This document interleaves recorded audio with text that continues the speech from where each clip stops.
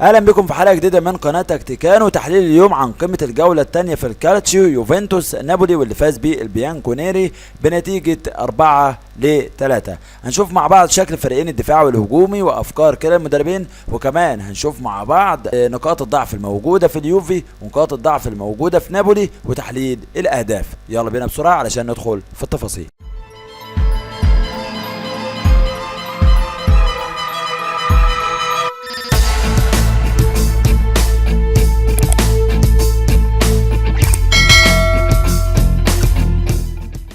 نبدأ بتشكيل اليوفي: تشيزني في حراسة المرمى، خط الدفاع تشيلو، بونوتشي، ديليخت، الكساندرو، وسط الملعب بيانيتش، خضيره، ماتويدي، والهجوم كوستا، هيجوايين، كريستيانو رونالدو. اما بالنسبة لنابولي في حراسة المرمى ميريت، خط الدفاع دولورينزو، مانولاس، كوليبالي، غلام، والوسط الان وزيلينسكي، خلف الثلاثي الهجومي كاليخون، فابيان روز، وانسيني، مهاجم وحيد ميرتينز. يوفنتوس من دون الكرة كان بيدافع ب4-4-2، وايضا كان بيطبق الضغط العالي على دفاع نابولي، وخصوصا لما تكون الكرة في احد الاطراف سواء الجهة اليسرى او الجهة اليمنى، وهنا موقف 6 ضد 6.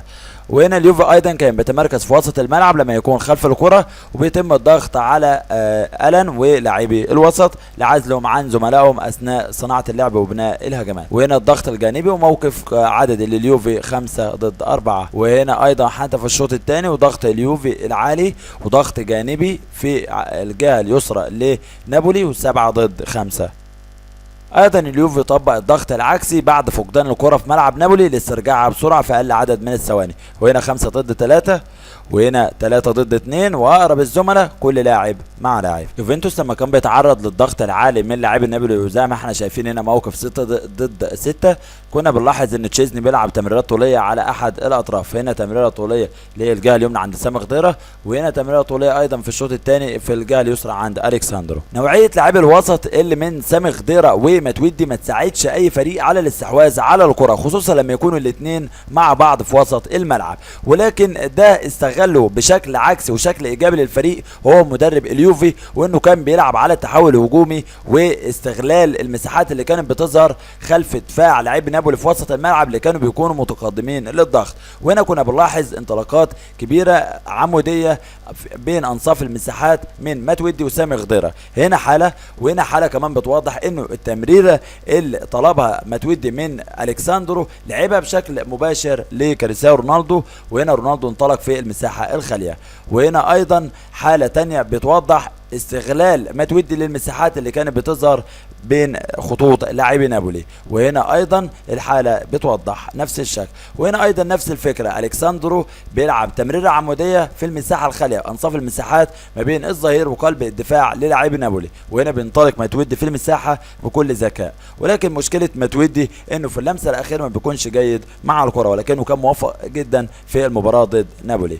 وهنا ايضا لاعبي نابولي بيضغطوا ب6 على لاعبي اليوفي في ملعبهم، وبالتالي بيسيبوا مساحات ما بين الدفاع وما بين خط الوسط. المساحات دي كان بينطلق منها من الجهه اليسرى ماتويدي ومن الجهه اليمنى سامي خضيره. وهنا ايضا اكتمال اللعبه. لما نتكلم عن دوجلاس كوستا فاحنا بنتكلم عن لاعب يفيد اي مدرب وفي اي اسلوب سواء دفاعي او هجومي. اثناء استحواذك على الكره فكوستا عنده القدره على المراوغه وفك خطوط الخصم الدفاعيه، ايضا عنده القدره على التمرير وصناعه الاهداف ولعب العرضيات، واثناء ارتدادك في ملعبك او اللعب المباشر والاعتماد على التحول الهجومي فهو ايضا لاعب سريع جدا ويقدر يتحرك في المساحات الخاليه. وهنا زي ما احنا شايفين لاعبي نابولي بيضغطوا ب6 وبالتالي بيسيبوا مساحات ما بين الوسط والدفاع اللي كان مساهم في فعاليه اليوفي اثناء تحولاته الهجوميه. نابولي في الشوط الاول كان عنده مشاكل في الضغط، وبالتالي كانت بتظهر مساحات كبيره جدا ما بين خطوطه، وهنا كانت المساحات دي كان دايما بيستغلها رونالدو وهيجوايين اللي كانوا بيتحركوا بذكاء. وهنا حاله ثانيه بتوضح نفس الشكل اثناء الاستحواذ فكانوا الاثنين اذكياء جدا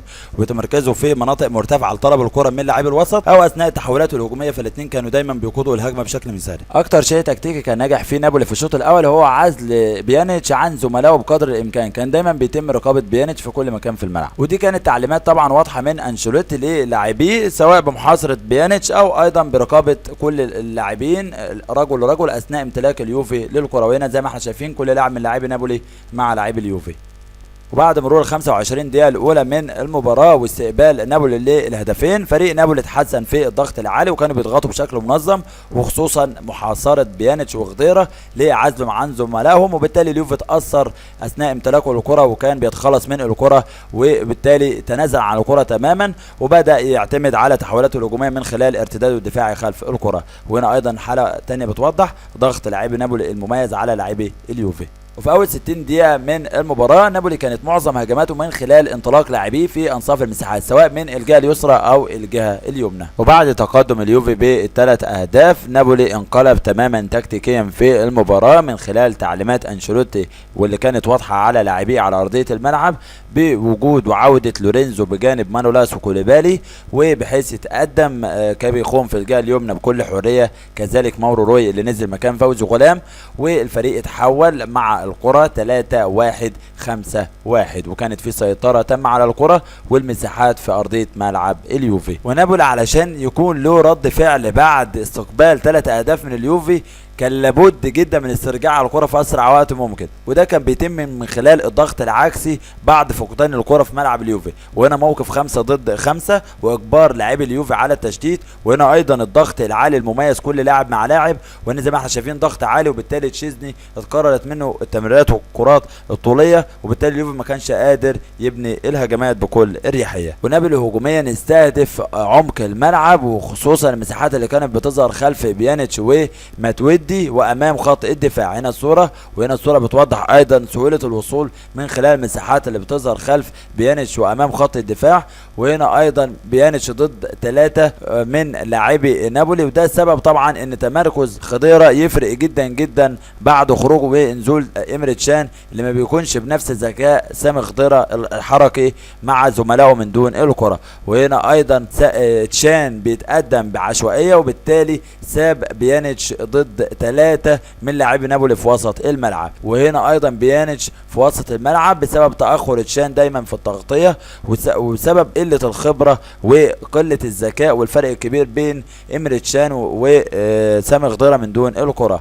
وهنا ايضا تشان وتمركزه السيء واللي دايما كان بيسيب دوجلاس كوستا او بيانيتش في موقف 1 ضد 2 امام لاعبي نابولي، وكان بسبب ده نابولي بيوصل باقل عدد من التمريرات زي ما احنا شايفين. وهنا معانا 4 حالات بيوضحوا استهداف نابولي للجهه اليمنى لليوفو اللي كان بيتقدم فيها دانييلو، وبالتالي كان بيسيب بونوتشي لوحده في فترات كبيره زي ما احنا شايفين موقف 2 ضد 1 على بونوتشي.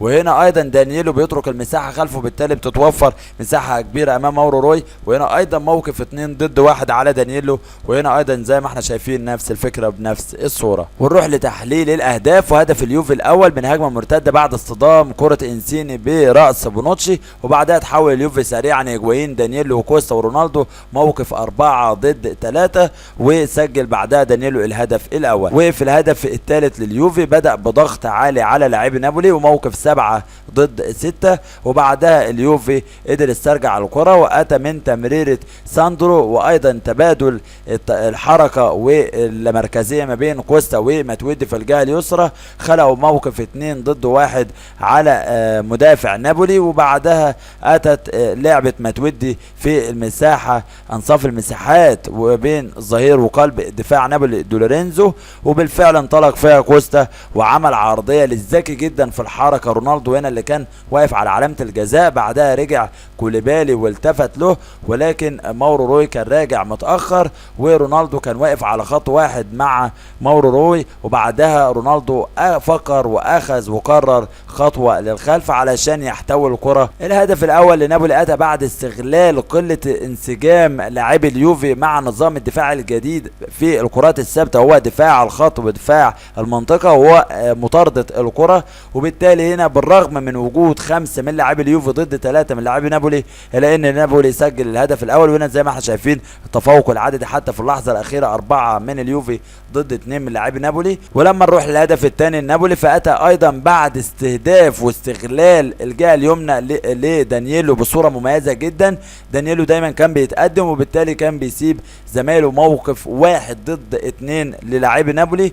وهنا زي ما احنا شايفين اكتمال اللعبه، طبعا ديليخت معاه لاعب ومنتبه للاعب، بونوتشي منتبه للاعب بعد خروج دانييلو خارج اللعبه، وبعدها اللعبه اتت بهدف، وكان المفترض انه ديليخت هو اللي يراقب مهاجم نابولي. هدف نابولي الثالث اتى ايضا من كره ثابته، لانه الاسلوب لسه جديد على لاعبي اليوفي انهم يدافعوا بنظام الخط، وبالتالي لابد من وجود الاخطاء. ولكن في النهايه انه الفريق قدر يطبق ضغط عالي ويستعيد قوته في المباراة من بعد الدقيقة 85.